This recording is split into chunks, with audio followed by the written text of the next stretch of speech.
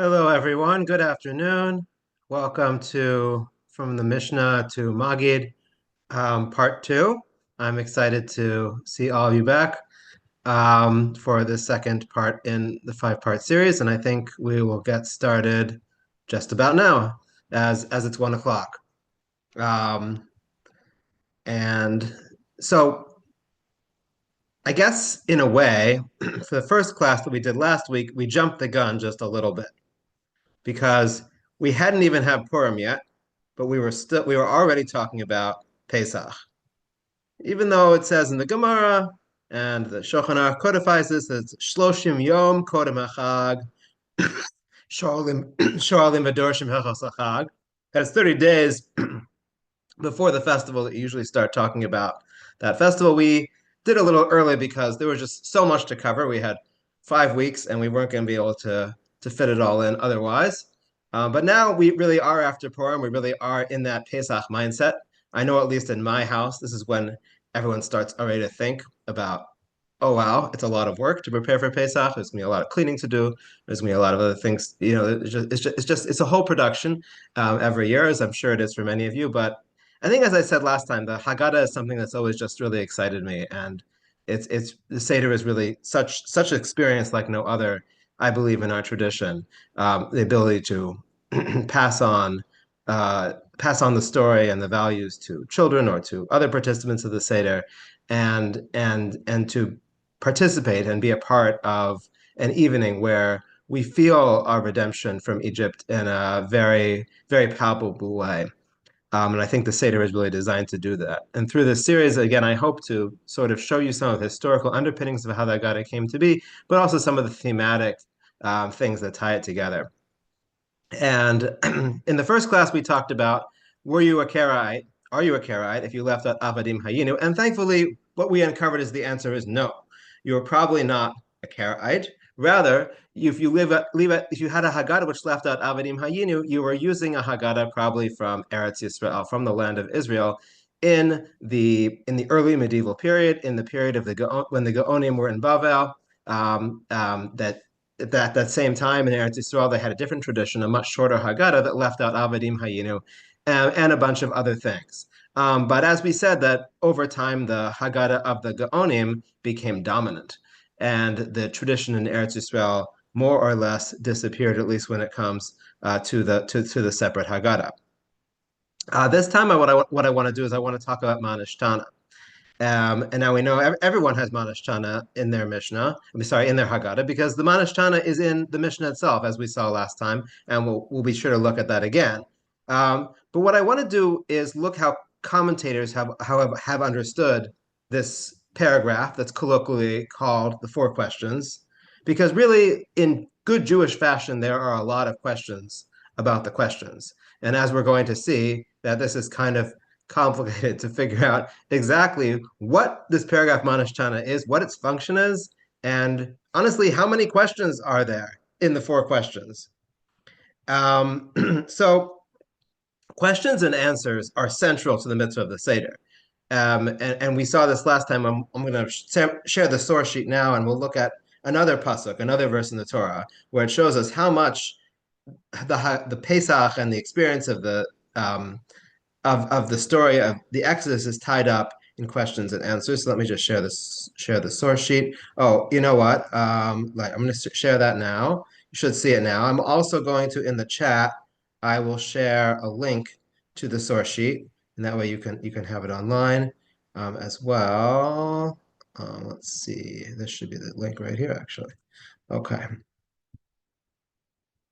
Okay, so now you also have a link in the chat if you want to open up the source sheet yourself as well.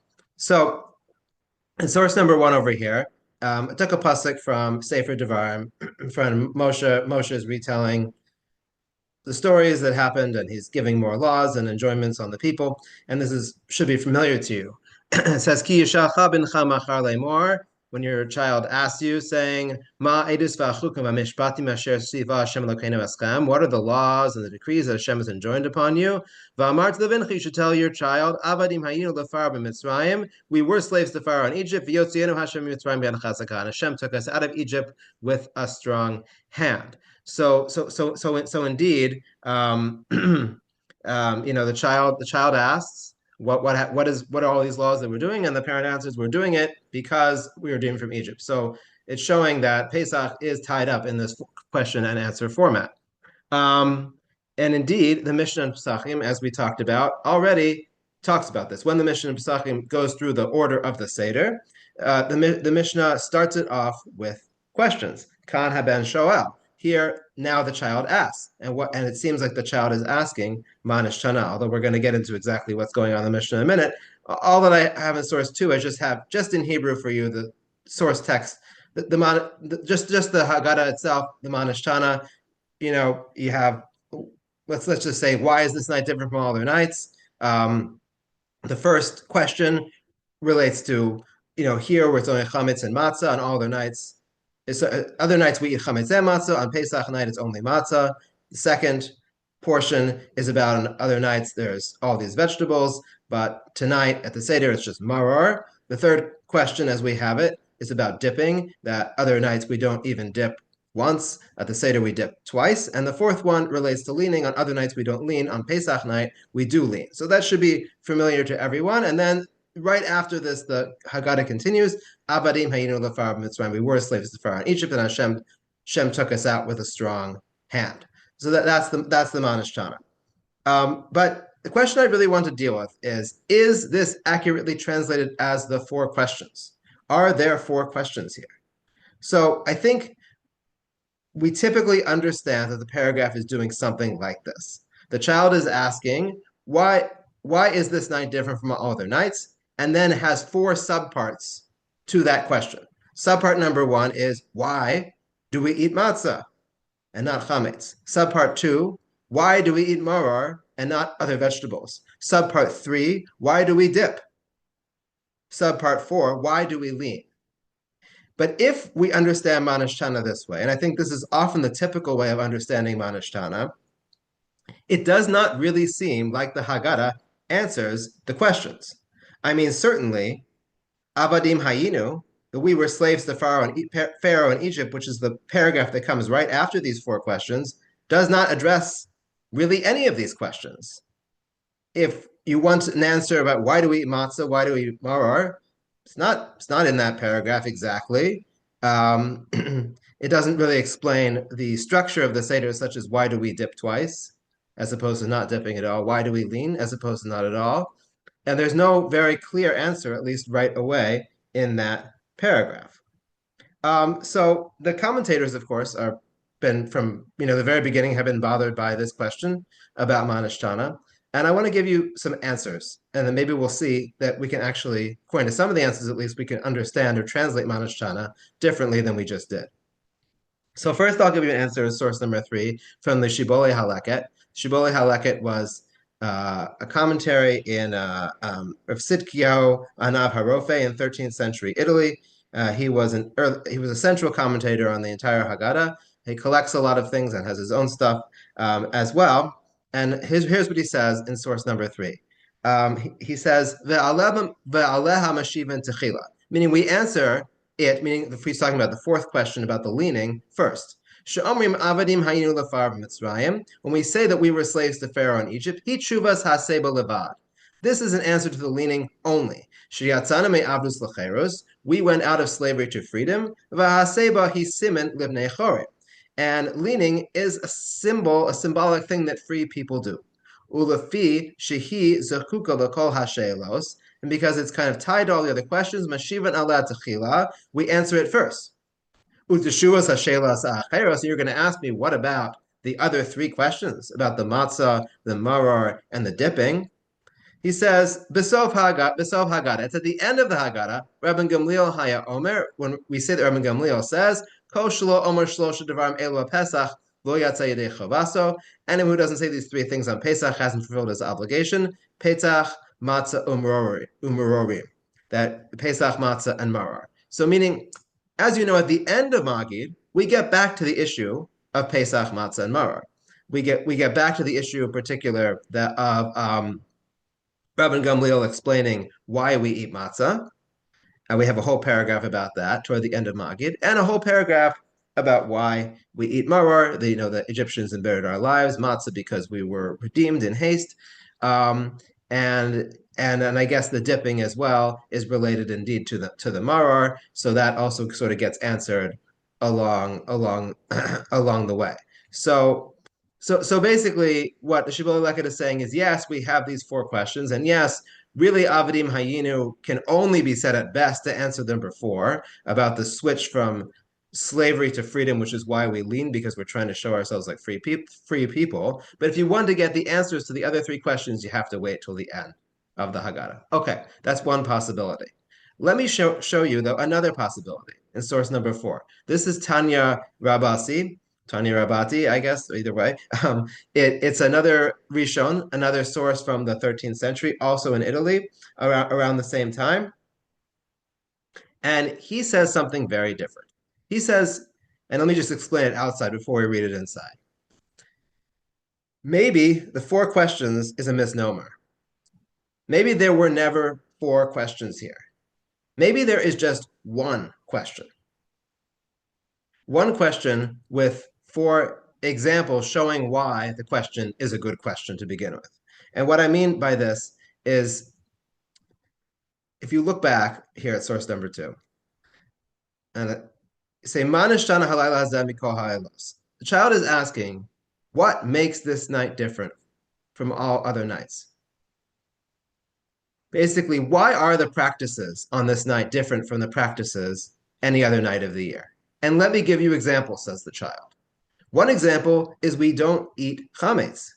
The second example is that we eat maror. The third example, we dip. The fourth example, we lean. The child is not asking, according to this approach, why we do each of these four practices. The child is asking, why are we doing different things on this night? What is special about this night that differentiates it from any other night of the year, such that we do all these different things? But he doesn't actually want to know, according to this approach, what the explanation behind these four things. He just wants to know, why are we doing unusual things on this night?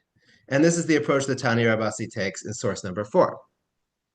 And he says, he's going on the paragraph of Avadim Hayinu Lafar Mitzrayim. And he says, He Chuvas Manishtana. This is the answer to Manishtana. The answer, one answer. Haben Shoel Manishtana. The child asks, what is going on tonight? Why is everything different? Va'aviv Mashivo Avadim Hayinu. And his father answers, we were slaves. Lufikach Nishtana Halayla Hazeh. And therefore, this night is different. Ba'achilas matzah, omor, ba'haseba, mikol shar leilos. And that's why this night differentiates itself in the fact that we eat matzah and mor and we lean different than all other nights. Because the son, according to this, never wanted to know why we do all these four practices. He just wanted to know what makes this night different. And according to this approach, avadim hayinu is a perfectly good answer. The reason this night is different, the reason we have a whole Seder and we're doing things differently is because of this transition from slavery to freedom, because we were slaves and Hashem freed us, so now we do all these different things. So that's a second answer. There's actually a long and interesting article by Professor Richard Steiner from Yeshiva University, where he surveys exhaustively, I would say, all the different commentators from the early to the modern periods, and he believes that this answer in source number four is the approach of the majority. And he finds it the most likely, that Manishtana was never meant to be four questions, it's meant to be one question, with four examples. But that the child was never wondering about all four practices. So that's certainly another possibility that we could adopt. That's what's going on in Manishtana. Let's see. I saw some comments in the chat. Right. Okay. I see two questions in the chat. I'm actually going to get to both of them toward the end, because we're going to get back to both those points actually toward the end. Yeah. So definitely hold in your mind the Shibboleth Haleket's answer, the Shibboleth Haleket's answer about the questions only being answered toward the end, because I definitely want to get back to that, because I think he actually might be making a more important point than we realize at first, but we're not going to be able to fully appreciate it until we understand the way the Mishnah and the text of the Haggadah developed a little more fully. Um, Source number 5 is Pnei Ephraim, 19th century. Just another example that Professor Steiner gives of another commentary, this one a modern one, who says the same thing as the Tani Rabasi, that it's really one question and one answer. I'm not going to read it because it's basically the same thing, just a little more in detail. Okay, but here's another issue that Professor Steiner brings up, and this is part 2. What if Manishtana is not a question at all? And perhaps you've heard something akin to this approach before, because some people have said this also from early times to modern times. And Steiner says that the very first place you see this approach, or one of the very first places you see this approach, is in the Venice Haggadah from 1609, which had a Judeo-Spanish translation, which is not Ladino, I guess, but it's similar to Ladino, but it's not Ladino. Now, I don't know Judeo-Spanish or Ladino, um, but if you look on the left-hand side of this little picture I gave you from the Venice Haggadah, yeah, it has Manishtana in the Judeo-Spanish translation, and my understanding, to the best of my ability, and I did look through it a little bit to see if I could sort of figure out how it makes sense, and I think it does, is it's not asking a question at all. Manishtana is saying, Manishtana halayla hazemi kol halaylos. How this night is different from all other nights. And then 4 statements after that, that on all other nights we eat leavened bread and unleavened bread, this night all unleavened. And then the second one also. Look how different this night is from all the nights, because on this night we eat maror. Look how different this night is from all other nights, because on this night we dip twice. Look how different this night is from all other nights, because on this night we lean, and on other nights we don't lean. So, according to this approach, and this is just one early example of this, maybe there's no question at all. The whole issue, what the child is saying, is just making a statement. Look how different this night is from all other nights in these 4 different ways. And according to this, we don't have much of a question, because the child doesn't have a question. We don't need to have an answer. It doesn't really matter that Avadim Hayinu isn't answering the question, because it's just a statement on the part of the child about, look at all these things that are different. And in that way, it does kind of serve as an introduction to the Haggadah, because we are going to see these differences as we progress through the Haggadah and then through the meal, with the, and also eating the matzah and the maror and all that stuff, but it was never really a question to begin with. So that's another possibility. What I think is particularly interesting, though, and here we're going to get back kind of into the history of the Haggadah, and also just to read the Mishnah and to read the Gemara over here. And I copied for you in source number 7 the Mishnah and the Gemara, I would say, in, we'll call it native format. This is how it looks on the page, and you're going to see in a moment why I want you to see it how it looks on the page, because it actually plays a role in answering this question. But what we're going to see in just a moment is that this issue of, is Manishtana a question or is it a statement, already is ambiguous in the Mishnah itself, in the source text for the Manishtana itself. And let me show you what I mean. Okay, so if you look over here in source number 7 on the left-hand side, in the Hebrew Mishnah, at the top of the page in big letters, Masnisa. So mazgu lo kosheni. So you mix or you pour the liter, the seder, the second cup. V'kan haben shoel aviv. And here the child asks his father. V'im ein da'as baben. And if the child doesn't have the intelligence to ask or the knowledge to ask, aviv melamdo, his father teaches him. Manishtana halayla hazeh mikol halaylos. How is this night different? Shevachol halaylos anochen chametz. Okay, and then the Mishnah is going to go through some questions, which I'll read momentarily. But I want to stop here just for a moment to look at the very first few lines here. What is going on over here? It says that the son asks, what is the son asking? It doesn't say exactly. But if the son doesn't have the intelligence, his father teaches him. What is the father teaching him?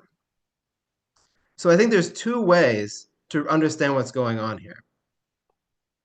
Maybe the very most even simpler way is to understand that Manishtana is not the question. Kan haben shoal aviv, the son asks some kind of question. V'im ein das beben aviv malamdo, but if the child doesn't know enough to ask, his father teaches him. And what does he teach him? He teaches him a pro forma statement. He teaches him what's going on tonight. He's teaching him Manishtana halayla hazeh mikol halaylos. Look how different this night is from all other nights.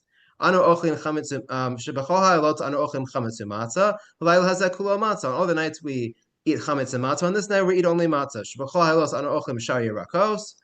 All other nights we eat other vegetables. Halal hazeh maror. Tonight maror. Shebachol halaylos anu ochlim basar tzali shalok u'mavushal. On other nights we eat roasted meat. Halal hazeh kulo tzali. We eat roasted or boiled meat. On this night, halal hazeh kulo tzali. This night's only roasted meat. So just keep that in mind also, that according to the Mishnah, we have a different question over here. We have a question about roasted meat, and we're going to talk about this in a little bit also about what's going on, what happened. Why does the Mishnah have a different question than we have in the Haggadah? But let's keep in mind that Mishnah has a different question here. Shebachol halaylos well, see, the text already is, you can tell the Mishnah is confused about the last question about the dipping. Is it we do dip pamachas, ein anu mapilim mafilu pamachas? Okay, whatever it is, something about dipping, but shtei pamim, and this night it's we dip twice. Ulefi dato shel ben aviv malamdo. According to the intelligence of the child, the knowledge of the child, the father teaches him. So according to this approach of reading the Mishnah, which seems fairly straightforward, that if the child doesn't have something to ask, the father is teaching him Manishtana. So in this case, Manishtana is not a question at all. Manishtana is, as we said, in some Haggadahs translate, Manishtana is a statement and not a question at all. However, I think it is equally plausible to read the Mishnah a different way. Let's go back to the beginning and try reading it one more time. And hopefully this will make sense. Mazgu lo kosheni, pour the second cup. V'kan haben shoel, aviv. And here the child asks his father, V'im ein das beben aviv malamdo. And if the child doesn't have the intelligence to ask, his father teaches him how to ask. His father teaches him, it would be, you have to put in the word sort of aviv malamdo lishol. His father teaches him to ask, but given the fact that the word shoel already appears on the prior line, it is no big deal. I mean, that's often how Hebrew grammar works this way. It's not at all a stretch within grammar to say that what's the father teaching him? He's teaching him what to ask. And what does he teach him to ask? Manishtana halayla hazeh mikol halaylos. He teaches the child to ask, why is this night different? And then 4 parts to that question about the matzah and the maror and all that. So I think it's equally plausible to read the Mishnah, to read the Mishnah either way, that the Mishnah is considering Manishtana, the question that the son who isn't ready to ask what his father teaches him to ask, in which case Manishtana is a question, or if the son doesn't know how to ask, his father just teaches him the words of Manishtana, but not as a question, but as a statement about how this night is different. So I know it's a little complex understanding the 2 readings of the Mishnah here. I just want to make sure I didn't lose anyone. So let me look at the chat for a moment, and then I'll also open it up. Okay, Joyce asked, so to say there are no questions makes sense using the English word how, but is that the meaning of the Hebrew ma? Was ma always a question similar to what? Well, I mean, maybe. I mean, I think ma is certainly less likely to be how, but I think you could say something like look what makes this night. It's kind of like, as if you understand as an exclamation, it's kind of like, what makes this night different from all other nights? Then you say, on all the nights we eat matzah. On all the nights we eat chametz. On this night we eat matzah. I think it still kind of works. I think if you say it in the words of the Tehillim, Ma vabu mashecha Hashem. So there, how it's Okay. a statement of exclamation. So that's the way I see your second interpretation. Okay. Yeah, no, that sounds good. That's the And good way of thinking Yaakov about it. says, Mano raha makom hazeh. Or matovu, or that's how you call it. Yeah. So we definitely see. No, all right, these are all great examples of where it does seem to mean how, right? Where it's not a question. Yeah, or rhetorical question at best. I think it's still kind of a question, but it's a rhetorical question. Okay, so yeah, so thank you for that. That definitely helps clarify the meaning of the word ma there. But I think what we have now, though, is we have 2 possibilities on how to translate Manishtana in the Haggadah, at least, and we have these 2 possibilities are already inherent in the Mishnah. Now, I want to go one step further with this, because not only is the Mishnah unclear about whether these are questions or not, if you look at the Gemara that continues right after the Mishnah here in source number 7, the same ambiguity appears yet again. And this time it's just even a little more confusing. But let me try to go through this with you. So if you look at the Gemara, and this is, I have like a little yellow arrow there that I sort of put there, although it got kind of cut off, where it says Gemara in bold letters. And then at the end of the line, Tana Rabbanan. So we learned in a brisa, so in an outside teaching from the Mishnaic period, Chacham beno shoalo, that if he's wise, the wise son asks, Vim eno chacham, if he's not wise, ishto shoala, so his wife can ask him something. V'im lav, and if not, hu shoala atzmo, he asks himself. Va'afilu shnei talmidei chachamim sheyodim hilchos Pesach sholin zeh. And even two scholars who know all the laws of Pesach, they still ask each other. What are they asking each other, though? That's the question. What are they? It says that there's definitely questions and answers, as we saw in the Mishnah, are an integral part of the Seder. The question is, and we know now that from the Gemara and from this brisa, that even if someone's by themselves, they still have to ask themselves something. The question is, what are they asking? So the Gemara then continues and says, "Ma nishtana halayla hazeh mikol halaylos, shebechol halaylos anumat bilim pam achas, halayla zeh shtei pa'amim." That all, why is this night different from all the nights? The dipping question. Okay, now here's but there are two dots. Notice those two dots before that. So it seems over here that the Mishnah is just taking another header from the Mishnah, because the Gemara is just taking another header, because the Gemara does this frequently. The Gemara will comment on one part of the Mishnah, and then there'll be a header for the next part of the Mishnah, which shows that the Gemara is moving to comment from part 1 of the Mishnah, then to part 2 of the Mishnah. Because indeed, after this header, we have the two dots again, where it finishes the quote from the Mishnah, and then Maskif la Rava, and Rava asks another question about dipping. So it sounds, based on the way the dots are placed, that we don't know what these people, let's say a wise person or a person who's by themselves for the Seder, what they're asking themselves. And then the Gemara goes on to comment on a different part of the Mishnah about the question of dipping. However, it is not at all clear that those dots are supposed to be there. And in fact, different manuscripts of the Gemara have different versions, where some of them have the dots and some of them don't have the dots. So if the dots are there, what I would say is so if the dots are not there, what you could do is you could read it as a continuation. So even two wise people who know the laws of Pesach, sholin zeh, what do they ask each other? They ask the manishtana to each other or to themselves or whatever it is. So according to this, the manishtana is clearly meant to be a question that we are asking, if we assume these two dots are not where they're supposed to be. The question that the people are asking is manishtana. If the two dots, however, are supposed to be here, you could easily read it that they're asking each other something, but it could just be whatever. Because we saw that questions and answers are important. You have to ask some question about Pesach. But, and in fact, there's another Gemara, which I decided to leave out of the source sheet this time, but it talks about a child asking a different question about taking away the Seder plate. And one of the Amoraim responds, well, you've exempted us from the Manishtana. Because according to this, then the Manishtana isn't the integral question that you have to ask. It's not a text that you have to recite. Rather, the Manishtana is one example of a question, but there are other questions you could ask too. And maybe Manishtana itself might not even be a question, as we saw. That maybe the Manishtana is just a statement.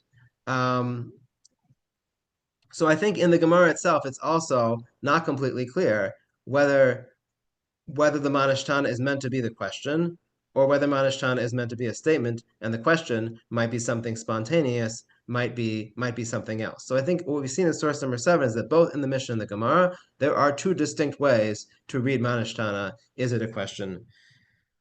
Is it not a question? And what I want to show you now in sources 8, 9, 10, and actually beyond is that this issue continues, meaning it seems like there are different approaches among the Gaonim and among the Rishonim as well to is Manashtana supposed to be a question or not? Okay. So in source number 8, this is Rabbeinu Chananel. Rabbeinu Chananel is an early Rishon, an early commentary on the Gemara. He's on the side of the Gemara, and I have a little photocopy here, not such high quality, of his comment over here. And if you look, he's talking about the same Gemara we just read. He first quotes the Mishnah, Mazgulo koshenu bekana ben shoel v'chuluhu. They pour the second cup, and here the son asks, etc. Tana Rabbana, we learned in the Braysim, Imhaya ben chacham haben shoel's aviv. If the child is wise, he asks his father. His wife asks him, and even two wise people who know the laws of Pesach, they ask each other the Manishtana. So you can see over here, Rabbeinu Chananel did not have the dots. If you look back in source number 7, right, there's the dots before the Manishtana. Rabbeinu Chananel is quoting the Gemara, and he does not, he just continues. He reads right into it. He sees it as part of the same passage. He did not have the dots. So he sees that as Manashtana as a question. Source number 9, Rav Nachman Gaon. We talked about Rav Nachman Gaon last time, actually, extensively. He was the one who criticized what he believed to be the Karaite Haggadah, which was actually a Haggadah from Eretz Yisrael. But some of his stuff is quoted and been maintained independently in the Osir HaGaonim, works of the Gaonim that are printed together. And he's going here through the order of the Seder. Let's see if I can find exactly the line we want to see here. Okay. 1, 2, 3, 4. Okay, four lines up in the first paragraph. At the end of the line, you have like a Yud Aleph with like a parenthetical after it. He says, V'omer. So he talked about saying halach ma'ani before that, which we have in our Haggadah as well. And the halach ma'ani indeed is a paragraph from the time of the Gaonim, which we'll talk more about in class number 4. V'omer oso shemakadesh, and the one who says Kiddush says, Manishtana halayla hazeh mikol halaylos shebachol halaylos enanu ma'pilim afilu pa'amach halayla hazeh beis pa'amim. So he says the one who says Kiddush says Manishtana. So there's no absolute proof here to what Rav Nachman Gaon is saying, but it sounds to me, if the person who's saying Kiddush is saying the Manishtana, he's not asking the Manishtana, he's just saying it. It seems to me that Rav Nachman Gaon understands, like one of our approaches, the Manishtana is not a question, but a statement. But however, you look at Rav Sadia Gaon, just a couple generations later than Rav Nachman Gaon among the Gaonim in his Siddur, and he clearly understands it differently. On the right-hand side, you have the Judeo-Arabic that Rav Sadia Gaon wrote in, but you also have his Hebrew translation here on the left-hand side. And let's see. Let's just start from the middle of the top line there. Umemalin kosheni, you fill the second cup. V'im yesham yaled bardas, and if a yaled who is intelligent, who has intelligence to do so, yamod al raglav, he stands up. V'yishal ma davar halayla zeh kafi she'avar, and he asks about this night, like I'm going to explain. And the wisest person among the group is going to answer him. That's interesting. Just as a parenthetical here, it's kind of interesting. You see already this idea of who's asking. Well, obviously the child is asking Manishtana, but he stands up to do it, which I think is often typical now too. The child will stand up to ask Manishtana, and he has the wisest person answering. And then he continues, "V'im eim shan yeled bardas." And if there's no child who can do it, the wisest person there, he's going to ask and answer. And this is the question. And what's the question? So he clearly sees Manishtana is a question. And then, if you look after he finishes the paragraph Manishtana on the left-hand side again, V'zos hatshuva. And this is the answer, Avadim hayinu lefar b'Mitzrayim. We were slaves to Pharaoh in Egypt. So it sounds from Rav Sadia Gaon pretty clear that unlike Rav Nachman Gaon and unlike some of the others we saw, he does not consider Manishtana just a statement to be read by the leader of the Seder, but he says God is answering, and that Avadim Hayinu is the answer to the question. Parenthetically, then also, I think what we see from Rav Sadia Gaon is he thinks like the Tanya Rabasi, that this is one Avadim Hayinu is the answer. He doesn't say, for example, V'zos HaShe'elot, these are the questions.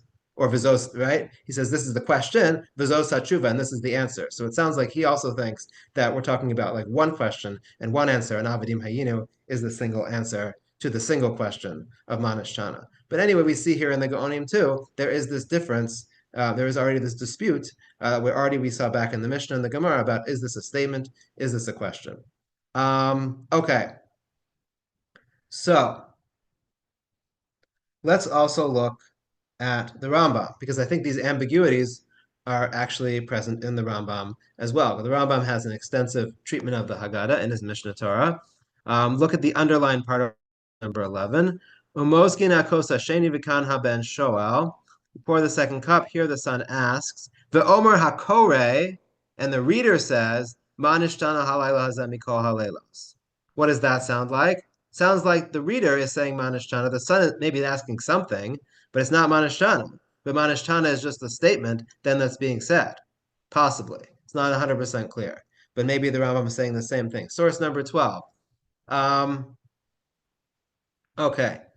Source number 12, the Rambam says, also somewhere else in Hilchos Chametz U'Matzah, he says, "V'tzarech la'asos shina b'leila hazeh." You need to make changes this night, kadei sheyiru habanim, so the children see v'yishalu, and they ask v'yomru, and they say, "Ma nishtana halayla hazeh mikol halaylos," and they ask, "Ma nishtana," ad sheyashiv lahem, until it's answered to them, v'omer lahem, and they are told, "Kach v'kach era v'kach v'kach haya." This, and this happened, this and this was. And then if you look at the second part that I underlined here, Ein lo isha, that Gemara we saw, if he doesn't have a wife, Sholin zeh manishtana, avafilu hayukulan chachamim, even if they're all wise, they still have to ask manishtana hayul. Self shola ato manishtana halilazeh, he still asks manishtana. So it almost sounds like a contradiction in the Rambam. Because over here, he sounds like he's saying that the children are supposed to ask manishtana. And if one is by himself, he asks manishtana to himself. Even though in source number 11, it sounded like the reader is saying manishtana, it's not a question at all. So I don't want to get too involved in this. People have tried to answer how it could be that the Rambam seems to contradict himself within two, whether manishtana is a statement or a question. It could be it's no contradiction at all. It could be that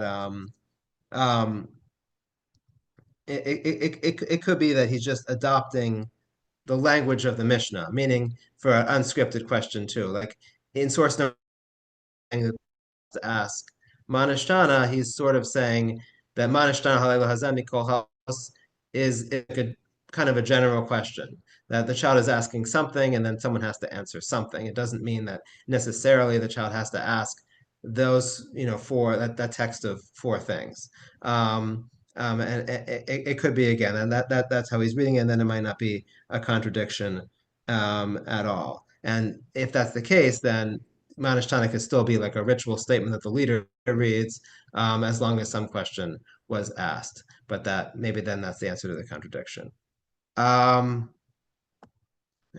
George says Rambam needed a good copy editor. Perhaps. I mean, obviously there's a much bigger question, but like obviously the Rambam there are so many shiurim and pilpulim that are built on all the contradictions in the Rambam. So certainly I'm not surprising anyone by positing the possibility that the Rambam has contradictions. Okay. All right. So I think we've seen quite a bit of this particular one issue about is this question versus statement to a couple other related ways to read the manishtana, and maybe then we'll get back to the Shibbolei Haleket's answer about it being at the end of the Seder. But first, and perhaps there are earlier sources read manishtana this way, but I thought this is one of the most interesting and creative reads of manishtana. This is the Chatan.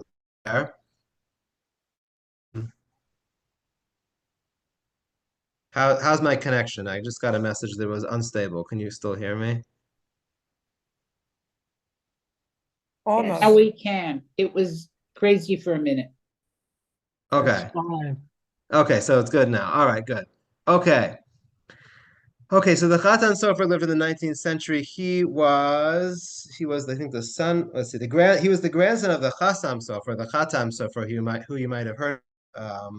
The Chatan Sofer was his grandson, Samuel Ehrenfeld, lived from 1835 to 1883, and his Haggadah is often published along with his grandfather's, the Chassam Sofer.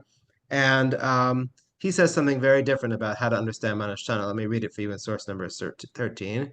For Isi laharbe me'amaforsh, and I've seen many commentators say shedarko derach bepiskazu. They have a different approach to this. Sheikir hashela hu Manashtana halayla hazemi kol halaylos. The question is, why is this night different from all the nights?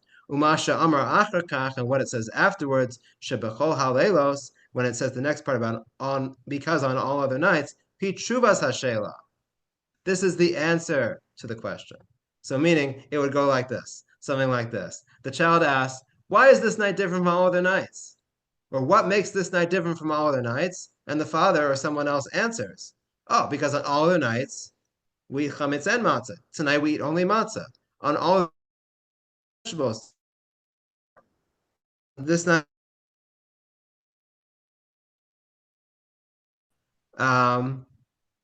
so you could read it that way. Another, We didn't yeah. hear your answer. Oh, sorry. You were flaking again. Okay, let me say it again. I think is suggesting here that maybe the question is simply Manashtana. The child is asking, what makes this night different? And then someone answers the child. It's different because on all other nights, we eat chametz and matzah. Tonight it's only matzah. And all four things. So that's another way of reading it, that the question and answer is self-contained. Then you don't have to wonder, where are the answers to the questions? Those are the just maybe the father is answering him or her that different in that we eat matzah and do all these other things. Or along the same lines as this, perhaps you could read it that maybe the Manashtana, maybe the leader of the Seder, let's say the father, is asking the child, what makes this night different? Then the child gives the answers. It's like a pop quiz. Oh, what's different? On this night we eat matzah. On this night we eat maror. On this night we dip. On this night we lean. So I think none of the Rishonim, as far as I know, like the early commentaries make this suggestion, but I think it's definitely a creative reading of the paragraph as it is in the Haggadah today, at least. So I just wanted to bring that up. It didn't really fit into the other ones, but I just wanted to bring it up as another interpretive possibility, which does exist about how to read the Manashtana. So we've seen now there are so many different ways of reading it. We've seen 4 questions, 1 question, 4 statements, or 1 question and 4 answers.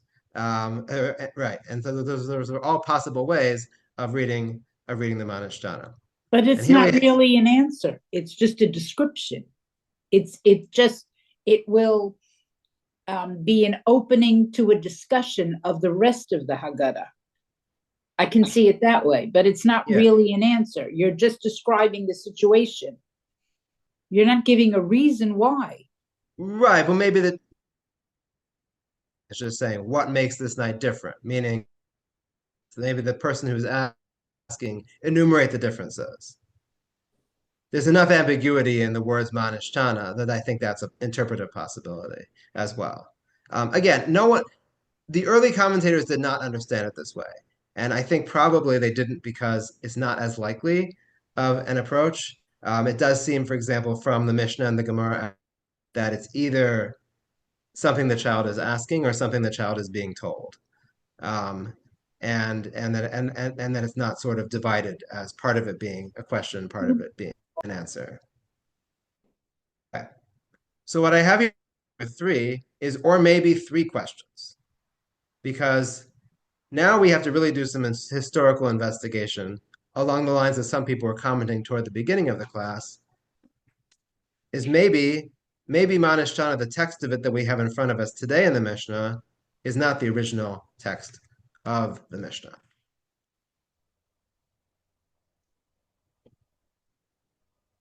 So this edition leaves out the opening in the regular Mishnah of Mazgulo Kos Sheni. Is that right? So absent? No, I just didn't copy the whole text. I copied this from another article because it was just the clearest written and it had a translation beside it. But I can. It's a little confusing. I just copied just the portion from that article that had the text of the questions. But the language of Mazgulo Kos Sheni is still there. Yeah, it's still there. Yeah. Okay. So we saw in our text of the Mishnah in source number 7 4 questions. Let's say the first one being about matzah, the second one being about maror, the third one being about roasted meat, and the fourth one being about dipping. If you look though at the Parma manuscript of the Mishnah in source number 14, which is one of the more reliable manuscripts of the Mishnah, it seems like there are only 3 different questions. The first question over here is Shebechol halelos anu matbilim pam achas halayla hazeh shtei pamim. That on all the nights we dip once and tonight we dip twice. So already there's a difference here because we have in our text, we don't, well, it's not clear what we have in the text of the Mishnah at least, but we have has once and this time we dip twice. It seems like, at least in this manuscript of the Mishnah, which is a more reliable manuscript, the question is about dipping twice versus dipping once. We'll get back to that in a second. Let's look at the second one. The second question is Shbechol halelos anu ochlim chametzu matzah halayla hazeh kulo matzah. Is similar to the one a question we have. All the nights we eat both chametz and matzah. Tonight only matzah. And the third question is Shebechol halelos anu ochlim basar tzali shalak umuvushal halayla hazeh kulo tzali. And all the nights we eat roasted meat, we eat boiled meat. Tonight we only eat roasted meat. So assuming that this is a more authentic text of the Mishnah, I think we can kind of understand a little better what's going on over here. So we already know that in our Haggadah, we took out the question about roasting meat from the Mishnah, and instead we have a question about leaning. And the difference kind of makes sense, that roasting meat refers to the Karban Pesach, which after the Beis Hamikdash was destroyed, was not being eaten anymore. So that question wasn't going to be relevant. However, I will say that there were communities that continued to eat roasted meat at the Seder as a remembrance of the Karban Pesach for quite a while even after the destruction of the temple. So it could be that the Mishnah still has had that question in there for communities. Mishnah may very well be reflecting a post-temple reality, but at the same time, the question was still there because people were eating roasted meat in memory of the Karban Pesach. The Gaonim, though, like we're talking, 7, 8, 900s, said that this was not a good idea. It was too similar to the Karban itself. So the Gaonim kind of, among other things, squelched out that custom, and people don't really do that anymore, where they eat roasted meat. So instead, the question changed to a question about leaning, because leaning may have been very familiar to people.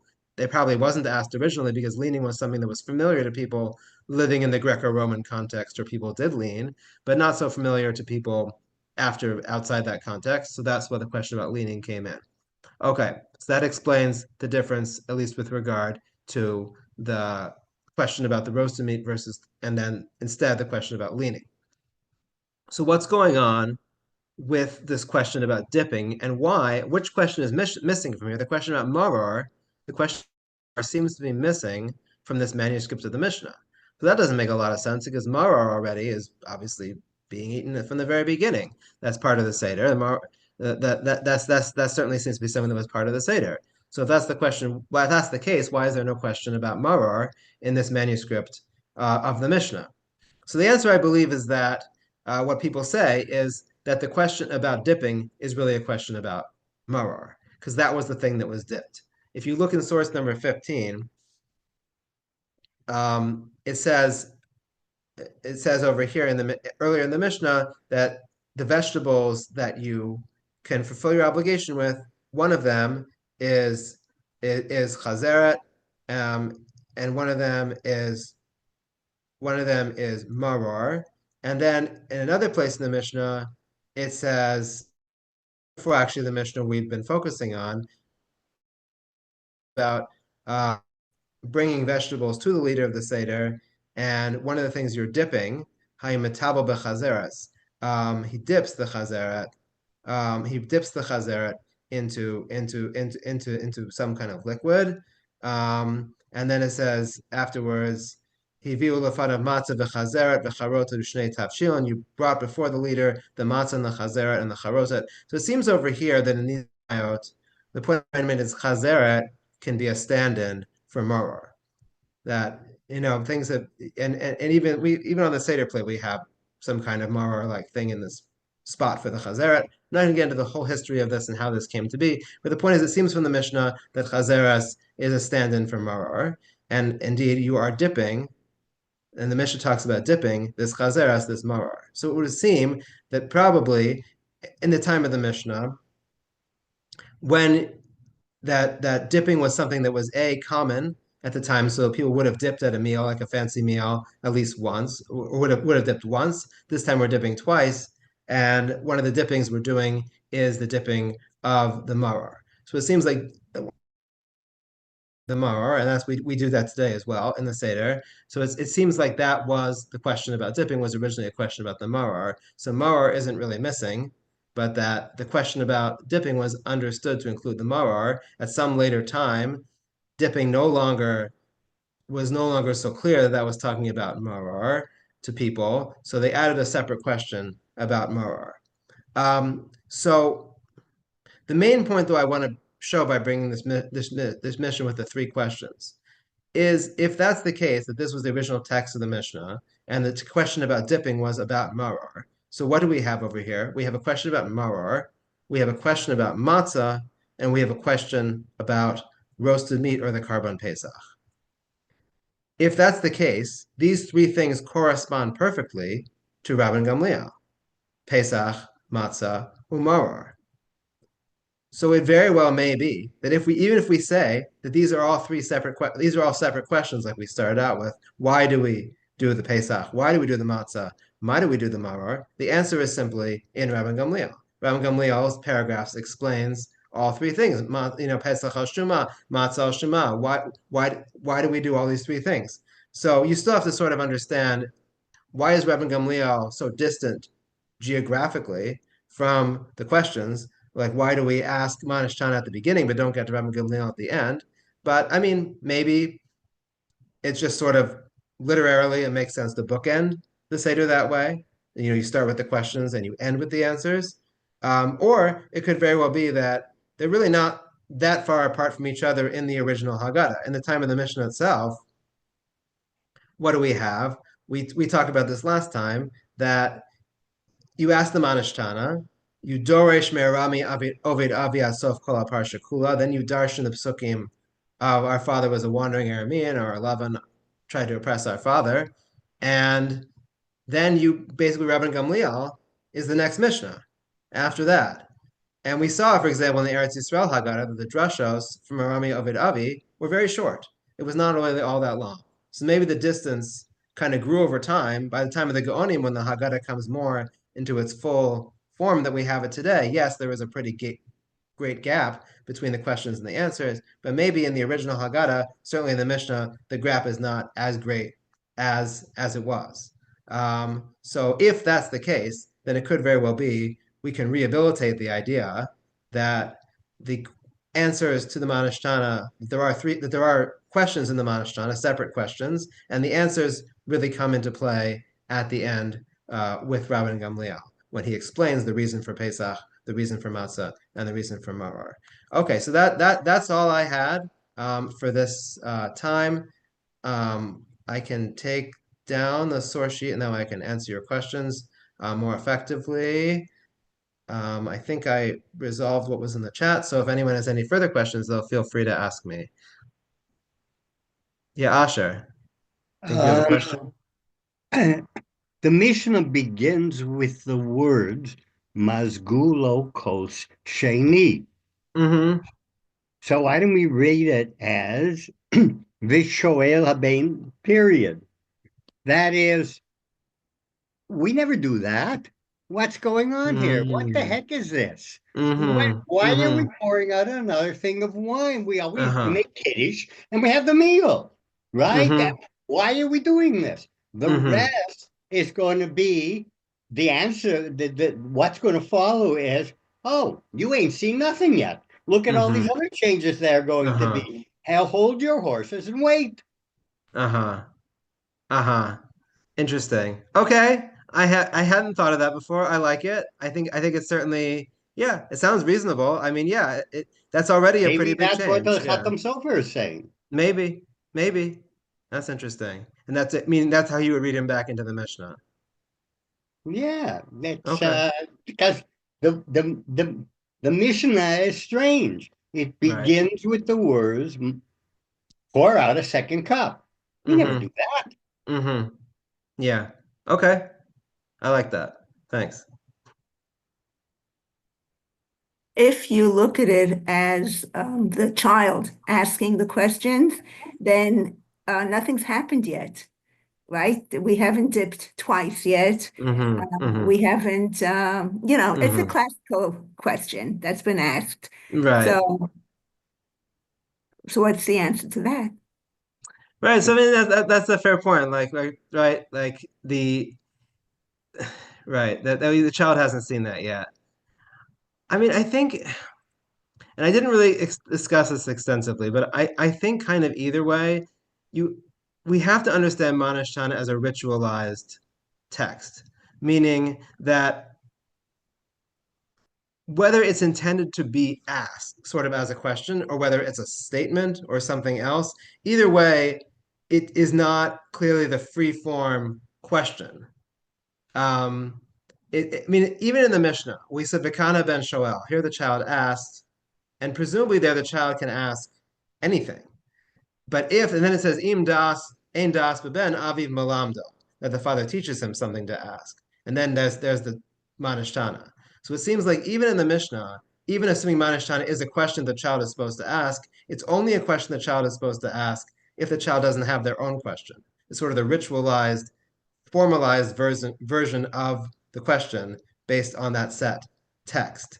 Um, um, right. So either way, and so what happened though over time? It seems like over time, like many things. I mean, once I probably should have said this before, but I didn't. Once you have a text in the Mishnah, the text of Manishtana, it is kind of inconceivable that it's not going to make its way into the Haggadah. Because this is the Seder, right? This is the Seder. Like these texts are going to have to become part of what we say. That just tends to be what we do. If there's a text for something in the Mishnah or in the Gemara, that's going to become a text that gets incorporated into what we say. So even if we say that that wasn't, let's say, the original question the child asked, it kind of makes sense that we wouldn't want to leave it by the wayside and it would become part of the Haggadah. But yes, I agree with your premise that this is a formalized version of a text that couldn't actually be based on an inexperienced child who hadn't seen anything yet. Good, thank you. Let's see. Alan says, that is the basis for the Chatan Sofer. The father makes the 4 statements about what is coming up in the Seder. Okay, yeah. Right. Right. Okay. Okay, let's see. Oh, here's another comment here. David Eisen says, the answer provided by Rabbi Mordechai Breuer to this question of how can the child ask about 2 dippings should not yet happened is based on the Mordechai. The Mordechai is one of the Rishonim who explains that during the time of the temple, the family first ate the meal and proceeded to conduct Maggid only afterwards. The reason for this order was due to the fact that the Pesach needed to be eaten before Chatzos. Okay, interesting. I wasn't aware of that, Mordechai. But okay. Okay, so but according to that, then the child would have already seen would have already seen everything because Maggid happened later. Um, right. I mean, I think even in the Mishnah as we have it now, I don't have the text in front of me right now, but I thought that some of the dippings in the Mishnah at least are happening before Maggid. I think, even in the text of the Mishnah that we have today.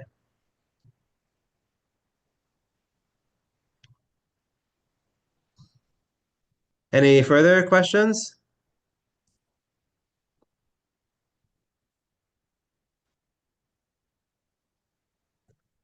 Okay. Well, sounds good. Next week we're going to continue same time and we will talk about the structure of the Seder. We'll talk more about not the structure of the Seder, the structure of Maggid in particular, and the way it tells the story, because it's really actually quite confusing the way it tells the story. So we're going to look thematically at about why that might be the way it is. And I'll see you then. Thank you. You're welcome. Thank you. Rav Yosef Tzvi Rimon has beautiful stuff on that. Oh, wonderful. I haven't seen his approach. I've seen other approaches. Well, maybe we'll talk about that more next time, though. Thank Thank you. you. It was Thank very enjoyable too. Thank you very much. Thanks.